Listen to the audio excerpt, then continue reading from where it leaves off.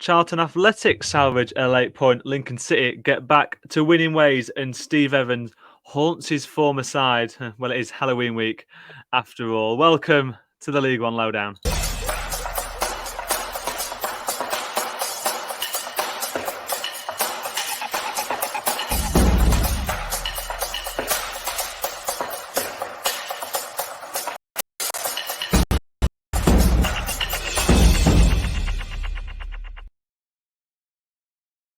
Hello, everyone. Welcome to the Deck Podcast Network, the League One Lowdown, the review episode with myself, Jamie Johnson, and as ever, Seb Jones. Seb, how are you? Very good, thank you, Jamie. How are you doing, buddy? Yeah, good. It's been a busy weekend, but a fun weekend. And I was at the Lincoln game that we'll talk about a little bit later on. I know you've watched the Barnsley game. It's been sort of a good weekend all around, and Doncaster won as well. Got to mention that nice and early. Hey, you got that? You got less than a minute, Jamie. Less than a minute. Exactly. So it's been a good weekend. Yeah, good. Yeah. For both yourself and me as well. Yeah, lots to be positive about. Although extra in bed as well. Although I'm sure we'll feel the effects coming of that in a few weeks' time. But yeah, good weekend. Halloween. Had my first Halloween outing as well over the weekend. So yeah, good weekend. It's probably a good way of putting it. Yeah. Exactly. I mean, I got a lot of like different wordplay sort of puns. I might try and get some Halloween things in this week. Sort of trying to shoe on a few. I got one in on the intro. I'll try and shoe on a few in. Yeah, that was good. That was good. I appreciate that. Fantastic. Well, we'll start with we've got there's 5 games we're going to go in detail on, and then at the end we'll throw some predictions, talk about the few games that are coming up. One on Monday night, probably tonight as you're listening, and then a couple. 2 or 3 games on Tuesday as a bit of a sort of a catch up for the teams that missed games during the international break. But we're going to start with one of the more exciting games, you would say, at least on paper. Charlton 2, Wrexham 2. Matt Godden, a 97th minute winner in this one from the penalty spot. Wrexham, though, they did lose twice, didn't they? So Connor Coventry on goal, which was cancelled out by Macaulay Gillespie, and then Andy Cannon had his second of the season off the bench, but it wasn't enough. A late equaliser, and it saves a point. Yeah, I think a point that Charlton would prefer to have than Wrexham. I know, obviously, Wrexham threw both leads at the game in this game, but I think that the point suits Charlton better than it does Wrexham. Charlton have been a little bit inconsistent, and they'd rather not lose to a team such as Wrexham, but playing them sort of sides are always going to be tough. So I think they'll be happy to get something from the game. A point is better than none, but I definitely think that the point is more in Charlton's favour. Obviously, as said there in pretty dramatic fashion, right in the end, penalty by Godden. So they didn't make it easy. But I think, yeah, the point probably suits Charlton than it does Wrexham. But nevertheless, still an entertaining game. You know, Wrexham would have not wanted to lose against Charlton. But yeah, probably point suits Charlton better than it does Wrexham. Yeah, no, I understand where you're coming from. I think you probably you're looking at that, and I reckon both teams will probably be happy with a point. Obviously, you go in and Wrexham they took the lead twice, the 2-1 up in the 96th minute, and then they don't come away with the 3 points. Obviously, that disappointment in I guess the immediate aftermath. But maybe a day or two later they'll reflect a bit brighter on it, because it's a tough place to go, the Valley, isn't it?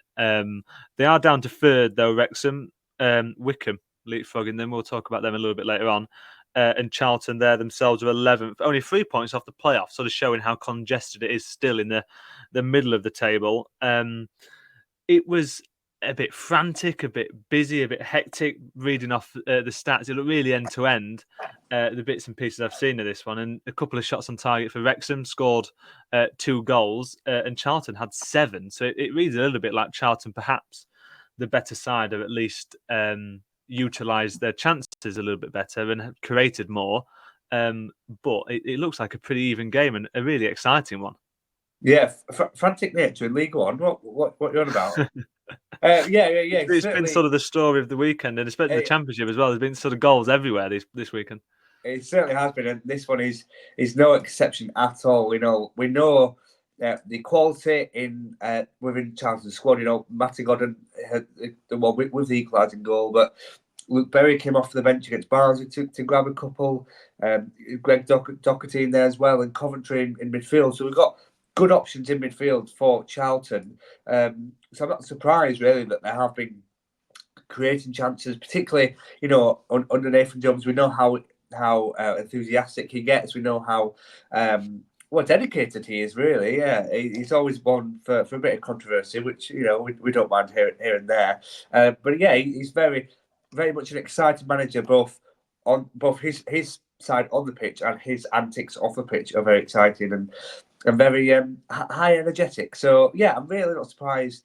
Charlton have been creating chances, as you mentioned. Sort of some of the stats are very in their favour. The number of shots on target. We had 7 compared to Wrexham's 2 shots in general. 18 to Charlton, 14 to Wrexham. So a lot of shots going in. Obviously, slightly different sort of on target. Of those 18, only 7 were on target. So certainly, probably some questions over there finishing, but.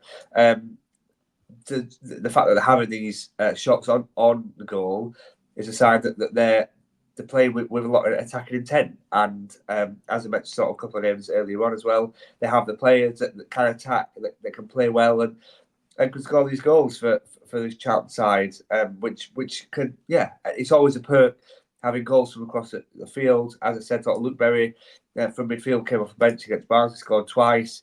Godwin, we know what he can do. Such a good spell with Coventry as well in the Championship. Also, they're spreading the goals around a little bit, aren't they? Rather than sort of relying on 1 or 2. So I thought, I mean, we can say the same thing about Wrexham as well, but after one, I'm not surprised. Really, Tyrese Campbell as well at Charlton, a good quality player. I'm not surprised that they have been creating these chances. It's just finishing them by the sort of the looks of things. But dramatic game. With plenty of chances, but more in Charlton's favour.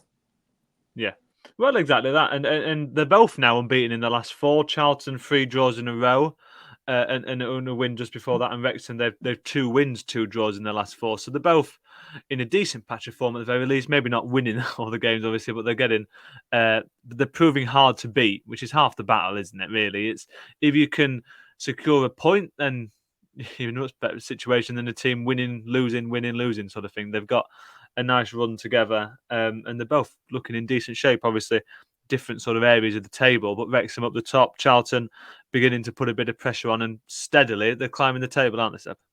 Yeah, well, actually, before you mentioned sort of that good run Charlton were on. Before that, they actually went. They had 3 successive defeats. So the recent form is sort of a bounce back. The 3 draws and a win. That win is against Birmingham City, by the way. Worth reminding everyone of that. I think that sort of shows the bounce back and the character of the form that they're in. Really, they're it's in good form. Really, they'll be very very pleased with that. As I said, particularly given that the form before that was pretty poor. So they'll be very happy with that. A point against Wrexham, a win against Birmingham, a draw against Barnsley. These are sides that, not that you're surprised they're taking points off, but they're good points. And they're good results in this league against good oppositions. So definitely on the up for Charlton, and they're in a good vein of form. They'll just be hoping that they can turn more of those draws into victories. Fantastic. And we'll move on then to the game I was at, up in the press box for Lincoln against Stockport. An interesting game. Lincoln started really well, actually. First couple of minutes, had a couple of chances, probably should have took the lead. And then Stockport took the lead, which was a really lovely goal. If people haven't seen it, Nick Powell was sort of outside the boot, sort of curling cross that was tapped in, sort of coming back across George Wickens. Really nice finish, actually. And that was a nice goal, sort of break the deadlock. But after that, Lincoln sort of dominated. Michael Scabara, obviously the head coach for Lincoln, said it was sort of a blueprint of what he wants his team to be. Magnificent performance, he called it, really important in terms of bouncing back from defeats to Crawley, especially, as well as Birmingham, sort of back-to-back defeats. First time since the turn of the year they've lost back-to-back league games, but they've bounced back from that really well, especially considering the fact that they went behind 9 minutes in. a worse team, a team with less mentality, you're falling over there, aren't you? You're just folding. 2 losses in a row. You go behind early on against a Stockport team who, I mean, have got real quality. But they stuck at it, Lincoln, and they impressed the rest of the first half, got their equaliser just before the break. Deriqua put a lovely cross in, and Ben House ghosted in Seb at the back post to nod in a free header. That's one, if anyone's keeping count, which was a nice, probably should have saved it. And that brings me on to something I'm going to ask you about before I sort of talk about the second half. An interesting moment at half-time, a triple change Dave Challoner made, which in itself was pretty unusual, but the unusual aspect in it was he changed his goalkeeper, and it wasn't injury-related. He brought Ben Hinchcliffe on, obviously, a long-time servant of the club, but it was a bit strange. No injury, just based by the sounds of I had behind me the Stockport Town media team, and they were saying there's no injury. It's based on his performance in the first half. And I thought that was a little bit strange. I don't know about you, Sam. Yeah, well, I saw a tweet at the time, and I was a bit, or X or whatever you call it these days, and I was a bit bemused. It's just something we don't see that often at all. But to do it, if what you're saying is true, and we've not got anything to go against that sort of thing, to do it based on 45-minute performance, I think it's a bit harsh, really. Because he wasn't awful. I mean, he could have saved the goal, you'd probably argue, and he's playing out from the back, and that was something the gentleman behind me mentioned, was perhaps it was because of his playing out from the back wasn't quite up to scratch, but it's a really big call. It is, and he was part of the League Two side that got promoted over Crawley, the summer with Crawley. Yeah. He sort of was outstanding it in their net. Got a summer move to Stockport, and as like you said, sort of not done anything abnormally wrong. Not been too outplayed. He's been a solid option in goal. So yeah, although I guess I don't know if you think about this in any other position on the pitch, if they've had a poor 45, then you bring them off. Yeah, I think it's more. I don't agree with it personally, but I can see why people like yourself and other people rightfully sort of bring this up, because it's very odd. We just don't see it. Like we very rarely see goalkeepers substituted, and then to see them substituted at half time based on 45-minute performance is poor. Sometimes goalkeepers, especially if they've had a poor run of games or they make continual errors, then they might be thinking about being dropped, but not mid-game. He'd just be from the off. So it's got to be a kick in the teeth as well. I mean, he came back out probably about 5 or 10 minutes into the second half, walked across the front of our stand and sort of joined the bench. And I don't know what has got to be going through his mind at that point. I think he's been hauled off at half time. It's embarrassing, really, isn't it? Well, yeah. Barnsley, we'll get to this a little bit later on, but the Barnsley had this. Their first choice this year's past few games has been a bit sort of iffy, but at no point would I thought, oh, he's had a bad half. Let's bring him off at half time. He sort of, I don't know. You just stick with it for the game at the very least, don't you? Exactly that. So I'm very surprised. Well, I'm surprised by the triple substitution, because again, it's something we don't see that often. But especially to include the goalkeeper, it's a bit out of the blue for sure. Yeah, I mean, if anything, it's hard to judge if it worked or didn't work, because Hinchcliffe didn't really have anything to do in the second half, and they lost as well. Yeah, and they lost anyway. The goal, he's not the one at fault for that. It was a really lovely header. Bailey Cadamarchi on loan from Sheffield Wednesday, free from a corner, absolutely no one near him. That was the thing I'll pick out next, but it was a lovely header right into the corner. There's no way he's going to save it. And two sort of things to pick out from that. Both goals came from crosses, and they were both House and Cadamarchi were free as birds in the box. There were absolutely nobody near them. Cadamarchi's from a corner, Ben House is from a cross, and that's a real warning sign for me. You can't pick up a man on a corner. Both times the defender's lost his man, and it's resulted in a goal. So the mistakes made to pay there. And as well on Cadamarchi, he was a real handful again. Probably should have scored 2. He had a really lovely counter-attack right at the end of the first half, a short corner that he intercepted and ran 3/4 the length of the pitch, did the hard work, ran near enough 3/4 length of the pitch and then chipped it just wide, and it was sort of Oh, a heart in mouth. You was sort of just staggered the fact that he'd done all the hard work and then missed it at the end. I did have sat across from me, Gavin Gordon used to play for Lincoln City, a striker back in his day. Said he was giving the more empathetic view. I said he has to score, and Gavin said perhaps he was a bit worn out by the time he made all the run. That it's not as easy as it looks. That's the cop-out excuse, that. Yeah, he did. Yeah, so, but he scored. He had a really good game, and he's been really impressive since coming in for Lincoln. Sort of filling the hole, the Joe Taylor-sized hole that was left in that team in the summer. Because he's no, a good player. it's fine. I was going to move on. Come on. Yeah, he's a good player, Cannavaro. We've seen that last season featured pretty prominently with Wednesday in the Championship, but never quite been able to give that. Yes, he did start a few games for them, but never quite that run of form that he deserved. Yeah. So the move, I think, is smart from both parties, really.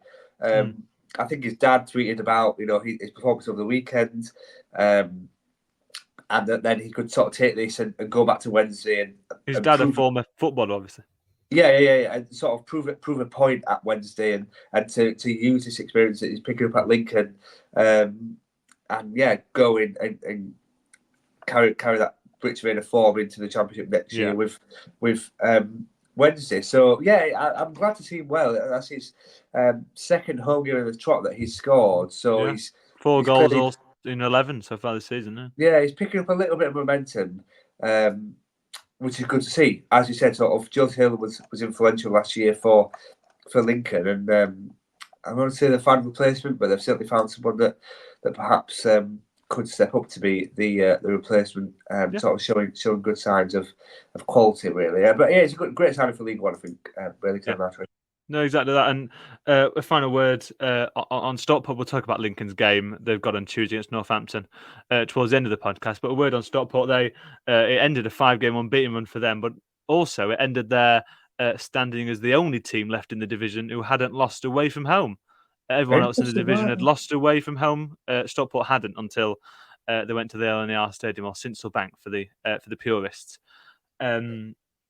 But Stockport, a word on them before we move on to your game, Seb. They have started well, and even though they lost this game, you could tell that there's a bit of spark, a bit of quality. Louis Barry obviously stands out like a sore thumb, and they're a very an easy team to watch. Yeah, they're good on the eye, as you said, for sure. In terms of their attacking play and just everything about them. There seems to be a good buzz around Stockport. What I would say though is, you mentioned there about the good reform. They haven't. They've only won once within that time. That was against away to Shrewsbury. The rest of them have been draws against Northampton, Charlton, Wigan, and Barnsley. And before that, it was a defeat to Leyton Orient at the end of September. So, in terms of this obviously started really well, got loads of consecutive wins, were beaten for quite a while, both home and away. And then they seem to sort of dipped, and that sort of shows in the league table currently. For quite a while, it was never Wrexham in the top 2, but they've now dipped down to 12th. I guess it's sort of the other sides around them have picked up the pace a little bit more, and perhaps they've dropped off, a bit more to what we probably expected at the start of the season. So they have dropped off a little bit, but that being said, still great for a club. Sort of their progression. If you look at the big picture, their progression, I think, has been exceptional. And they've still got some talent, very talented players. You mentioned Lou Barry, Ollie Norwood can still do a job in midfield as well. Tanto Alafi up top. He was on the score sheet. So yeah, plenty of different options and things to be excited about when it comes to Stockport for sure. I don't think you'll be so complimentary about Oliver Norwood if you saw him in that game against Lincoln. But I'll leave that there.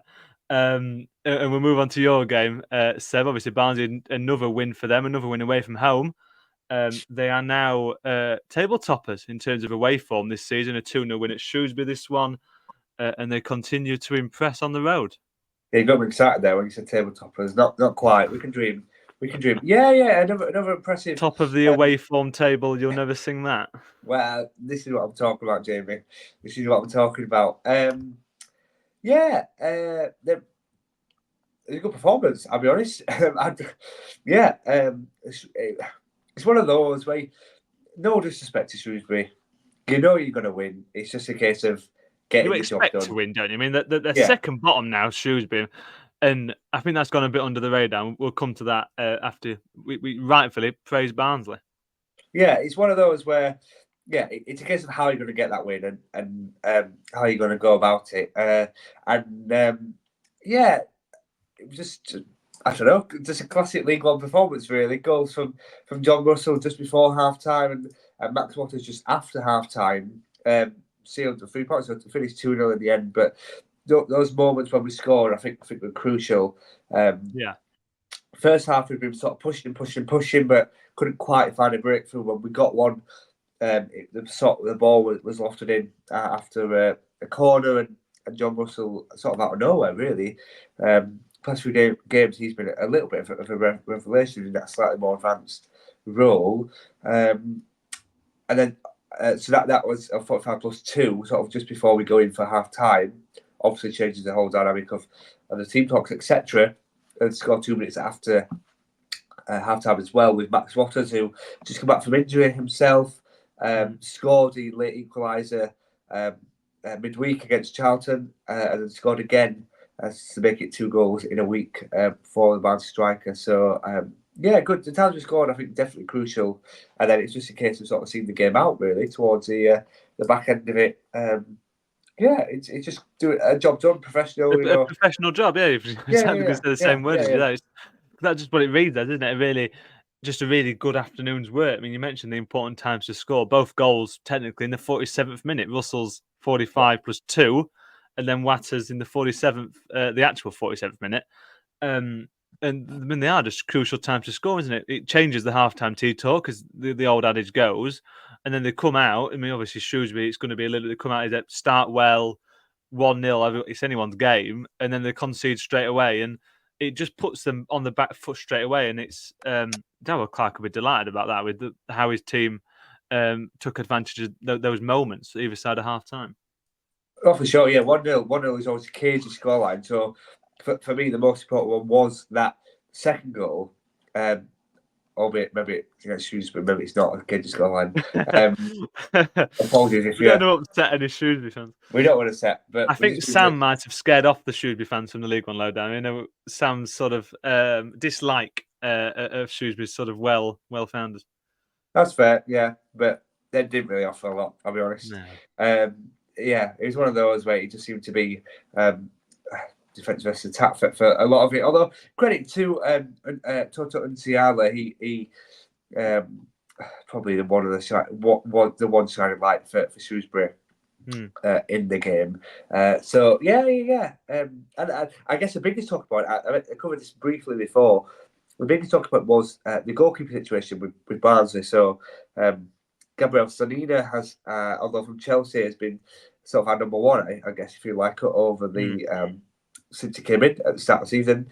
Ben Killip has been the number 2. Ben Killip only started the Mansfield game, so the first game of the season, because Sonina, we've not signed him just yet. So Killip played that first game of the season. Ever since then, Sonina's been ever present. But it's been a bit rusty, a couple of mistakes past few games. Charlton's second goal midweek, he punched the ball where there was no one around him, he could have caught it, and he punched it straight to a Charlton player who just lobbed it over him to score. So Darrell Clark changed the goalkeeper. He brought Ben Killip in to start, and in fairness to Killip, again, remember it's Shrewsbury here, he didn't actually have a lot to do, but the stuff he did have to do, he just did it well. He did it without a fuss, made the correct save that sort of expect him to make, and managed to keep a clean sheet, which is something Barnes have struggled to do this season so far. Impressive for McKill. And it's always hard when you're number 2 goalkeeper as well. To come in and to get that clean sheet. Josh Earl was out with suspension, so a little bit of some altering to sort of the defensive unit of Barnsley, but a professional performance, as you said, and a job well done. Yeah, Definitely that, and it is interesting. You've sort of got that the backup goalkeeper breathing down your neck when you're Selena and a couple of mistakes, and he's out of the team, and you replace him with a goalkeeper who's more than capable himself. His second league game, like you mentioned, and a clean sheet for him against Shrewsbury. Well, a quick mention for them before we head to our little interval. Only one win in 11. That bonkers 5-3 at Crawley we talked about during the international break a couple of weeks ago. They're second bottom now, and this is what I was going to put to you, Seb. That has they've just gone under the radar because we've been so focused on Burton, who are still without a win, and we've been so focused on Cambridge, who were struggling so much before Gary Monk has sort of turned the ship 180 degrees in these past couple of weeks. Yeah. That we've sort of just not realised how much Shrewsbury are struggling. Well, yeah, it's. Yeah, we can't not say that they haven't gone under the radar. I think they have. I think the attention has been on Burton and Cambridge, as you said, but they were poor, Jamie. There's no hiding away from that. They were poor.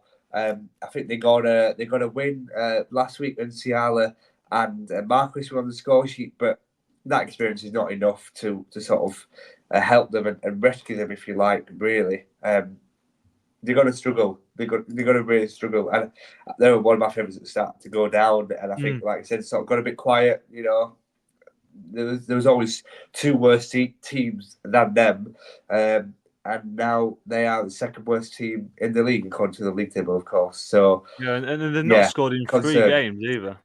It is a concern. Well, yeah, you're not going to win any games if you're not scoring. So it is a massive concern. Although the form isn't as bad as Burton Albion. Obviously, Burton have lost the last 4. Shrewsbury just lost the last 3, and before that got a win and a draw. So there's certainly signs to be positive about. They're just not frequent enough for my liking.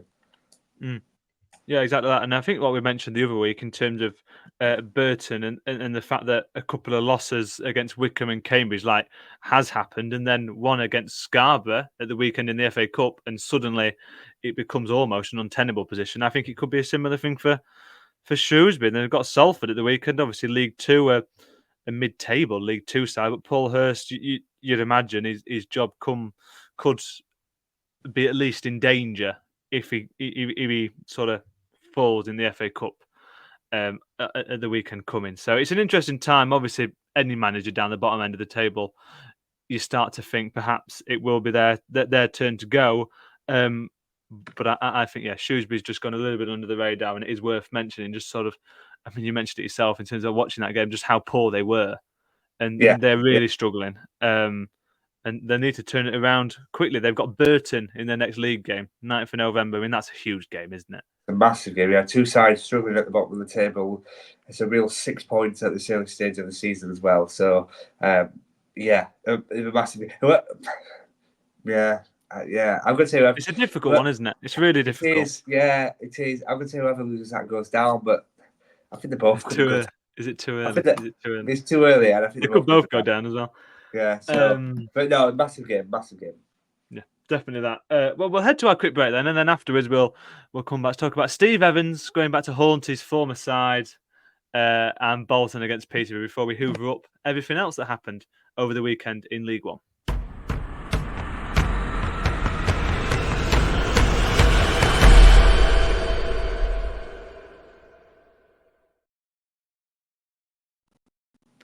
Welcome back then to the League One Lowdown review episode. We'll dive straight back in and to Stevenage against Rotherham United. Steve Evans against his former side, and he got a 2-0 win, a really important win, I feel, this one. I know there were some rumours sort of around on Twitter X that perhaps if he lost, this was going to be sort of the end of his return. They seemed pretty unfounded, you would say. But you understand where they're coming from, don't you, in terms of how much it has been a bit of a struggle for them over recent weeks. And I did want to mention sort of in midweek, their game against Leyton Orient, a really bizarre post-match interview with BBC Radio Sheffield, where he just started to have a go at the interviewer, who was asking him very fair questions. Adam Oxley, I think it was, asking him very reasonable questions about how his team has just lost to Leyton Orient. And he said, you need to stop being negative. You need to be objective. And I mean, objectively, they lost 1-0 to Leyton Orient.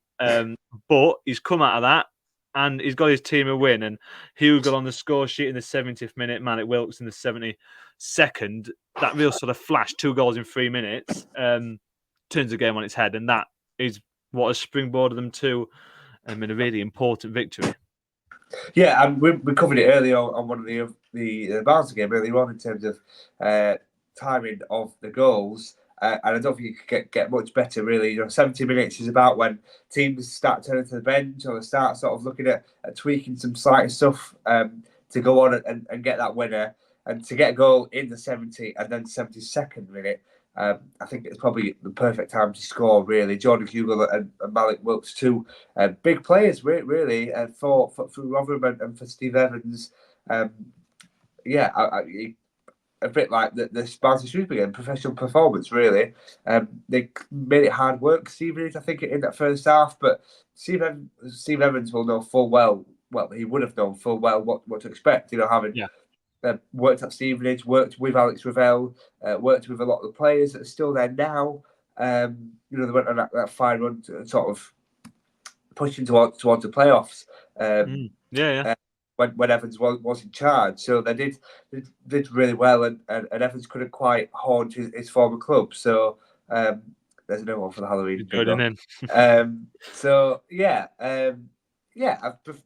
Probably Rotherham needed that win especially after that midweek defeat to Leyton Orient. As he said, sort of he was a little bit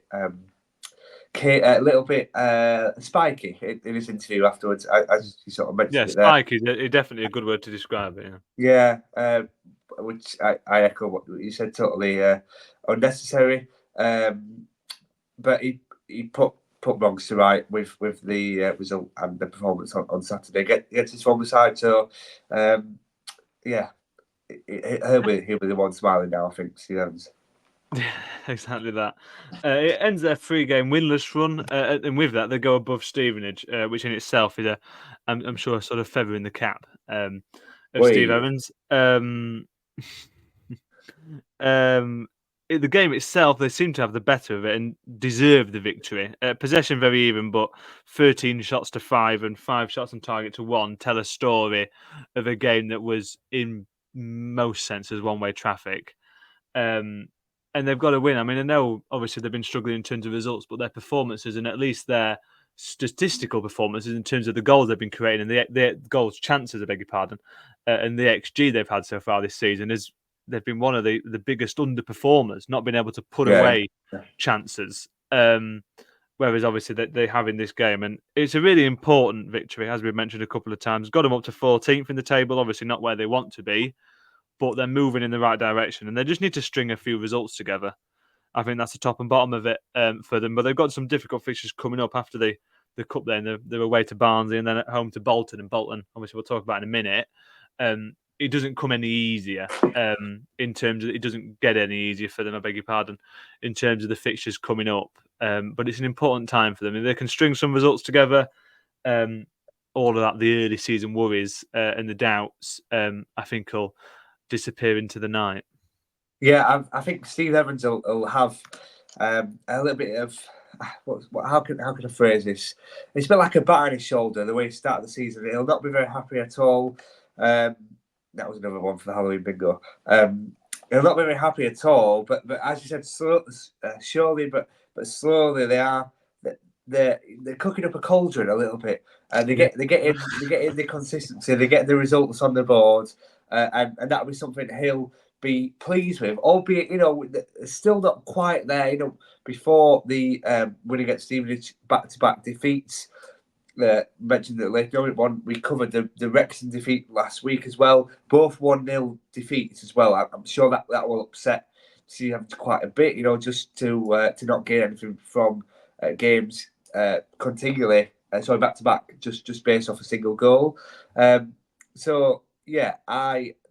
are slowly getting there. How long it'll take them, I'm not sure. Like you said, some rumours that the Evans would be going. The sort of the typical, when the post-match interviews come out, he sort of started listing off his credentials, saying he's done stuff like this before. He's basically a bit of like a plea for help, saying that to not ask to not like carried away with the results and the league table. It's a long season, new players, stuff going on outside of the pitch as well. So not excuses, but I think some fans saw it as excuses. It was just spitting facts, basically saying that they have had a lot of change, and just to be patient. There's only so long that excuses can last, isn't it? Well, I guess exactly. they've talked that in terms of at a point they've brought in a lot of players over the summer.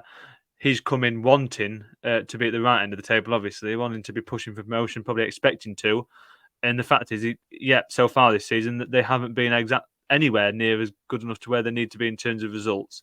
So he's got to wear that and just be honest about that. It would be that's my critique. He's very good at spinning. To use a political term, he can sort of spin a web of his beliefs and thoughts about a situation that perhaps sort of cloud over what is actually going on. But most importantly, they've got a victory against Stevenage as well. So a really important one, personally, I guess, as well as in terms of Rotherham United. And then we'll move on then to our final game we're going to talk about in detail. Bolton Wanderers, a 1-0 win for them against Peterborough United. But that tells not even half the story of a pretty balmy game. The 99th minute was the winner. I don't know if you've seen it, Seb, but the actual goal itself, Dion Charles took a penalty. It was well saved. He headed it back. That was saved. And then it was just bundled over the line somehow. It was Lolos who got on the end of it on the follow-up to give Bolton what looked like a very deserved lead. I mean, the Peterborough goalkeeper would be turning in his grave, I think, after that one. 10 saves he made in the game. And then at the end, not to get anything out of it, he's got to be gutted. But a victory probably deserved. 11 shots on target, 25 shots to 7 for Bolton. And they really dominated proceedings. Should have had 3 goals if you take the XG stats into consideration. But one was enough to do it in the end, as that inconsistency continues for Peterborough. Yeah, I think if we looked at these sides before the game, I think we would not have predicted it being a last-minute follow-up from a penalty that would be the difference between the two sides. Two sides that have got a recent big history in the league. Both have got some talented players within their rankings, and it's like it's a sort of a rebound from the same penalty that is the difference between the two sides. I do not been able to predict that at all. But in terms of, like I said, the drama and the entertainment, certainly so. 25 shots for Bolton, 11 of those on target. So they clearly are having a lot of the ball, a lot of opportunities at goal. Just over half off target though. That'll certainly be a worry for Ian Everett. But if you don't shoot, you don't score. So I think that is certainly for entertaining and definitely much bigger than Peterborough. Only had 7 shots to target all game. So Bolton Wanderers clearly going for the win.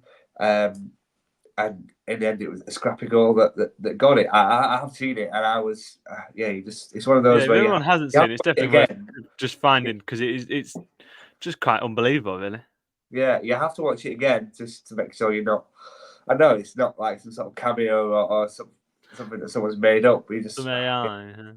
But no, it's 1-0 probably doesn't quite give the game justice. Given the exciting and entertaining nature of it, as I mentioned there with some of the stats. But nevertheless, a goal is a goal and 3 points are 3 points. So Bolton exactly it doesn't matter how they come, it's the result that matters, isn't it? And Peterborough, they just keep, I think I said it last week, and I'm becoming a bit of a broken record, that they're just inconsistent. I mean, midweek, 5-1 against a Blackpool team who haven't been their best over recent games, but before that were flying since Steve Bruce came in, at the least. And they've still not won back-to-back league games since August. The only time they've done it this season, only once they won back-to-back league games. So they just can't string a run of results together. They can't put a good performance after a good performance. I mean, they beat Stevenage and then they throw away. They come back, I beg your pardon, to Rotherham threw away a 3-1 lead, and that finished 3-3, and then they follow that up. No momentum. You think they're going to come away with momentum from that, and they end up losing. And then they put that unbelievable result, 5-1 win against Blackpool, and then after that they get really sort of outshot, outplayed by a Bolton team that a 1-0 scoreline doesn't do justice to. So they're just in a really weird spot, and that they just can't string some results together. Is the top and bottom of it, really. But for Bolton, they're looking a lot brighter than they did a few weeks ago after that mixed start to the season. They're 9th now, only 2 points off the playoffs and only 6 off the automatics. And Ian Everett has done, you have to admit, a pretty good job in terms of turning that ship around. Yeah, they've had 4 wins in the last 6 games and 1 draw and 1 loss within that 6 as well. Although the loss was against Birmingham, so I think we can probably forgive them for the defeat against against Birmingham. But other than that, it's been a pretty solid past couple of games. As you said, started pretty inconsistently, not on a good form. Sort of lots of questions over Ian Everett, lots of criticism from his fans. Would this season finally be the season that Bolton got rid of him? Considering I think he's one of the longest serving EFL managers, particularly in League One. But that is not the case. They've stuck with him. He's turned things around. They went on a really poor run. I think the lowest was when they got beaten by Huddersfield 4-0. So evidently something in that sort of sparked a bit of a turn. Within the Bolton within Bolton and within Ian Everett as well. So from that they've actually done pretty well. They're on a good vein of form. Like I said, just 1 defeat in the last 6, but that was against Birmingham, so we can't read too much into that. I'm sure, but it's good to see. Good to see them doing well. Ian Everett's a good manager. Bolton are a good club.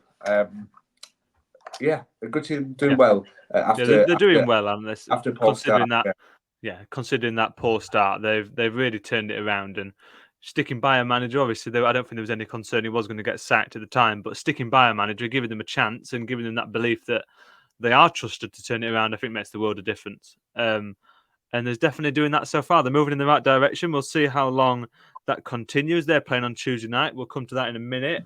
Elsewhere on Saturday, to run through the other results, Mansfield Town secured a point against tabletop-in Birmingham City in the early kickoff, and then in the other early game, that was a 1-0 win for Reading. Shaq Ford was sent off for Bristol Rovers as they lost 1-0. Cambridge United go just 1 point away from safety with a win over continually struggling Burton Albion. Huddersfield 2, Exeter 0. Northampton Town beat Crawley 3-0, and finally Wycombe Wanderers, they've moved into the automatic places. A 3-0 win for them over Leyton Orient, another one of those teams struggling. 2 teams there at the complete polar opposites. Richie Wellens' side really struggling, whereas Wycombe Wanderers flying high and now up to second. There are 4 games to talk about in terms of previewing the game, which is tonight at the time this podcast goes out, is Blackpool against Wigan Athletic. Blackpool have lost 3 on the spin, including that 5-1 defeat to Peterborough, which we mentioned obviously a minute ago. Wigan themselves have fell into a little bit of a hole of bad form, and it's 18th versus 19th on paper, at least, Seb. It looks like it should be very even, a very interesting game. 2 teams who will be looking to turn their most recent fortunes around. Yeah, the classic Lancashire derby between Blackpool and Wigan. Yeah, the big Monday night football. I mean, for audio listeners, it was the biggest eye roll in podcast history. Seb Jones just pulled out there. You're welcome. I think it'll be an interesting one. The 2 sides have actually been on a bit of a dip. Blackpool 3 defeats on the bounce. Wigan 2 defeats and a draw in their last 3. So two teams on poor form. It's well documented in terms of Steve Bruce's good start, positive start, but it's taken a slight dent at the minute. And Wigan yet to really get going, very inconsistent so far this season. Maybe the eye roll is a bit of an exaggeration, but I think both sides have got good quality, and like I said, there's always that down element to it. Whether it should have been on a Monday night, I'm not really sure, but if I had to pick, are you making me pick, Jimmy, or are we just going to? Oh yes, that was. We talked about this before we went on air. We're going to steal a bit of the thunder of Callum and Sam. Do some predictions. I'll let you go first, as soon as you reminded me. I'll go Blackpool. Do we get a scoreline, officer? Let's say 2-1. 2-1. I was going to go sim. I'll go for 1-0 then. To Blackpool. I think they'd probably be the game they sort of get themselves back on track, and they're not really high-scoring games as a general rule in terms of Wigan. I beg your pardon. Elsewhere, then there's 3 games on Tuesday night involving teams that we have talked about already. Lincoln versus Northampton Town. The first one, I mean, you look at it and it's all about seeing if Lincoln can build on that victory at the weekend. Obviously, we talked about how well they played against Stockport, and it's just all about building on that performance, putting a run together like they had. I think it was 7 games unbeaten they were before that blip with Birmingham, probably expected, and then the unexpected, the big shock of the defeat to Crawley. Against Northampton, though, who aren't an easy team to beat, 4 games unbeaten for them in all competitions. It's an interesting one. I quite... especially last season when they had Mark Leonard, obviously he's moved on to Birmingham. But Northampton are a team I always thought were underrated, and a team who on their day could beat anyone in the division. And they're not a walkover by any means. No, I agree. Yeah. I not quite clicked that it's 4 unbeaten for them. They sort of have gone a little bit under the radar. I'm not really thought about that. So there's pretty good going in terms of their recent form. Both sides obviously won on the weekend as well, but I can't see anything past a Lincoln victory in this one. Is what I'm thinking. So let's go 2-0 Lincoln. Ooh, I'll go for 2-1. I'm glad you didn't nick the same one as me. I was going to say 2-1. Lincoln's defence isn't the most perfect at the minute. They are flappable at the back, but I think they'll have enough to beat Northampton. They've got the strikers firing now. I mean, they've had 7 different strike partners so far this season, but House and Kadamatri, for my money at the least, are they're the first choice, or at least should be the first choice. But I'm not the person paid the money to decide that, am I? So what does my opinion mean? So then we'll move on to the other 2. First, Stevenage against Bolton. We've talked about both of these teams already. Stevenage on that bad run of form, only 1 win in their last 5. Bolton picking up. They're away from home, and I think I seem to always say when we're talking about a Stevenage being at home, they're a difficult team to beat on their own patch. Yeah. But saying that, I think Bolton will do it, and I'm going to go for 2-0 to Bolton. Yeah, I agree. I thought Stevenage might have a bit more to offer when they played Rotherham. I thought they would have been a bit of a test for them, but not as much as I thought. I'm going to go against Stevenage and back Bolton. I think they'll continue their sort of good bit of form. I think Bolton Wanderers. Let's go 3-0. 3-0 to Bolton. Bold, very bold. So I'm not messing about, Jamie. I'm not messing about. Yeah. Fantastic. And the last game then is Stockport County against Reading. Reading got that win in the early kickoff. Stockport, obviously, the other end of that result against Lincoln. And suddenly, obviously, Stockport were 5 games unbeaten before they went to Lincoln, but only one of those was an actual victory. 4 draws, and they've got 1 win in 7 in the league. it's funny how those things sort of turn around. You go from unbeaten to on a winless run very easily when you're drawing so many games. I think at home that gives them a bit of an edge. Reading, though, are on good form, and it is worth mentioning they're up to 6th. Reading, Yeah. and perhaps a word on that before we give our predictions. Just, I know it was something we talked about at the start of the season in terms of that sort of the weight being lifted off the shoulders of at least the majority of the worries over ownership and financials and point deductions, all that sort of mess that was hanging over the club. And shackles are off and they're flying. As I say, 6th, 7 wins from their first 12 games. And Ruben Selles doing a really good job. Yeah, again, another one of those that sort of didn't quite realise they were where they are because they've gone about it in sort of picking up narrow wins, if you like, and picking up wins against teams perhaps you'd expect over recent weeks, and one defeat, in their last 6, and they've just steadily built their way up through that crowded mid-pack of the table. Yeah, won 5 of the last 6 as well. So, I backed them at the weekend on Tuesday. I beg your pardon, and I think they will win. Continue the fine run of form. We mentioned sort of 5 wins from the last 6. I do think that will continue, and I think they'll be victorious during the week. So stop. It's sort of 2 contrasting teams, sort of. Reading have started to show a little bit of form, and Stockport is starting to drop a bit of form. So, 2 teams going in opposite directions. So for me, it is Reading, and let's just go scrapping 1-0. Fantastic. I'm also going to go for Reading. I mean, Reading we mentioned Barnsley being top of the away form table. Reading are at top of the home form table. I feel like I mention it every time we talk about Reading, that how good they are at home and how difficult to beat they are at home. The old Majeski Stadium was called, wasn't it, back in the day?